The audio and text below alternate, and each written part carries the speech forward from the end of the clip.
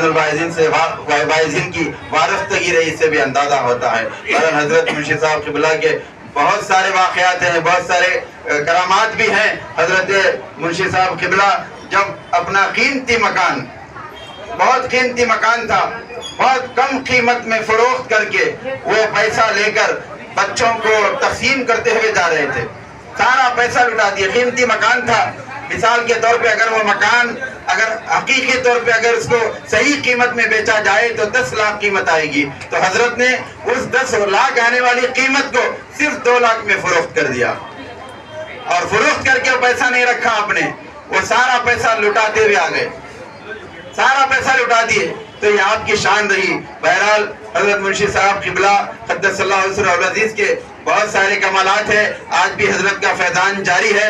آج بندگان خدا کو ضرورت اس بات کی ہے کہ بزرگان دین اولیاء کرام کے آستانوں سے وابستہ رہیں۔ ان کے آستانوں سے وابستہ رہنے سے عقائد اور ہمارا ایمان سلامت رہے گا۔ عقائد اور ایمان کی سلامتی کی ضامن اگر کوئی ہے تو اولیاء اللہ کے خانقاہیں ہیں۔ خانقاہوں سے وابستہ رہیں گے، خانقاہوں سے ہم جڑے ہوئے رہیں گے تو پھر وہ دن دور نہیں جس دن ہم دنیا اور آخرت میں کامیابی کی منزلیں چومتے جائیں، منزلیں ہماری قدم چومتے جائیں گی۔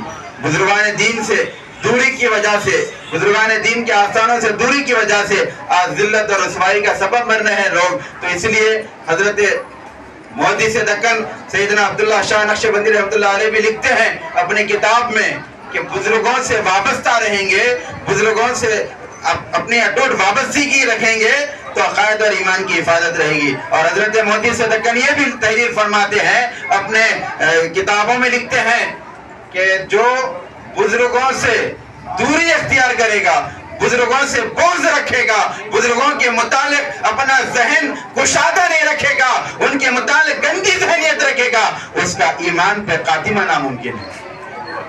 ایمان پر خاتمہ ناممکن ہے۔ ایمان پہ خاتمے کی ضامن اولیاء کرام کی محبت ہے۔ بزرگان دین سے عقیدت رکھنا، ان سے محبت رکھنا، یہ ایمان پہ خاتمے کی ضامن ہے۔ کیونکہ آخری وقت جب انسان کا زندگی کا آخری وقت آتا ہے، عالم سکرات کے موقع پر اصل امتحان کا وقت رہتا ہے۔ اصل امتحان تبھی ہوتا ہے۔ میرے استاد گرامی حضرت علامہ سید شاہ عزیز اللہ قادری صاحب سابقہ شیخ الماخلہ جامع نظامیہ سے میں نے سنا، آپ نے خطابات میں بارہا یہ فرمایا، میں نے سنا ہے مولانا فرماتے ہیں کہ جب انسان کا آخری وقت آتا ہے تو ملک الموت، موت کا فرشتہ آنے سے پہلے شیطان ایڑی چوٹی کا زور لگاتا ہے کہ کسی بھی طرح اس کے ایمان پر ڈاکہ ڈالا جائے، اس کا ایمان چھین لیا جائے۔ یہ شیطان کی منظم سازش رہتی ہے، کیونکہ شیطان نے وعدہ کر کے آیا کہ میں جب دنیا میں جاؤں گا، مجھے دنیا میں بھیجا گیا ہے حضرت آدم کو سجدہ نہ کرنے کی وجہ سے، اب دنیا میں مجھے جب بھیجا جا رہا ہے تو میں دنیا میں جانے کے بعد جس کی وجہ سے مجھے آسمان سے پھینک دیا گیا ہے انہی کو بھٹکاؤں گا، راہ راست سے ہٹا دوں گا، راہ راست سے ان کو ہٹا دوں گا۔ یہ میں کوشش کرتا جاؤں گا۔ اب وہ اپنی کوشش کرنے کے لیے جب آخری وقت انسان کا آ جاتا ہے، سکرات کے عالم میں جب انسان ہو جاتا ہے تو ایسے وقت میں آ کر کیا کرتا؟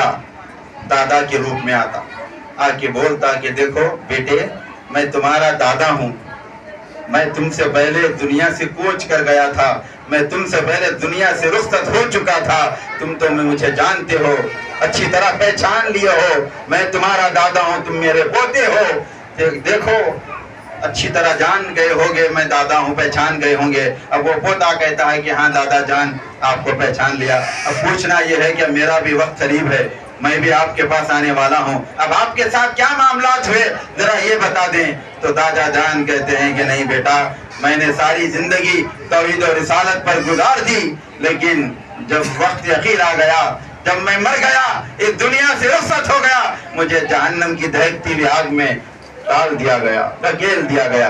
وہ کیوں؟ تو نہیں، وحدہ لا شریک کا انکار کرنا پڑے گا، تبھی تمہاری نجات حاصل ہو جائے گی۔ تمہیں اللہ کا انکار کرنا، وحدانیت کا انکار کرنا پڑے گا، تمہیں نجات ملے گی۔ میں نے اقرار کیا تھا मुझे जहन्नम मिल गई, अब तुम्हारा वक्त है, अब तुम संभल के आना दुनिया से, इनकार कर दो ताकि तुम सुकून से आखिरत में रह सको।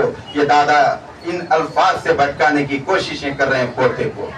अब क्योंकि वो शख्स किसी बुजुर्ग से वाबस्ता नहीं था, किसी अल्लाह वाले से जुड़ा हुआ नहीं था, जिसकी वजह से उस भटकाने वाले के बहकावे में आ जाता और तौहीद के जाम को छोड़कर, तौहीद के दाम को छोड़कर कुफरिया कलिमात अपनी जबान से कहकर इस दुनिया से रुखसत हो जाता है। इसलिए अक्सर दुआ होती है, हमारे बुजुर्गों ने भी ये तरीका बताया है कि आखिरी वक्त ईमान पर सलामत रहे, ये दुआ करते हैं। आखिरी वक्त ही असल रहता। अब एक पोते को तो दादा भटका दिए, भटक गया, अब एक और पोतरा रहता, उसके पास दादा आते, आगे बोलते कि बेटा मैं तुम्हारा दादा हूँ, कुफ्र का इख्तियार कर लो, वहदानियत का इनकार कर दो, रिसालत रसूल पाक की रिसालत का इनकार कर दो, नजात पालोगे, फायदा हो जाएगा। लेकिन वो पोतरा है जो उस दादा की कही हुई बात पर मुत्तफिक नहीं होता और उस दादा की बातों में नहीं आता, बल्कि वो पोता कहता है कि खामोशी अख्तियार करता है, कुछ जवाब नहीं देता।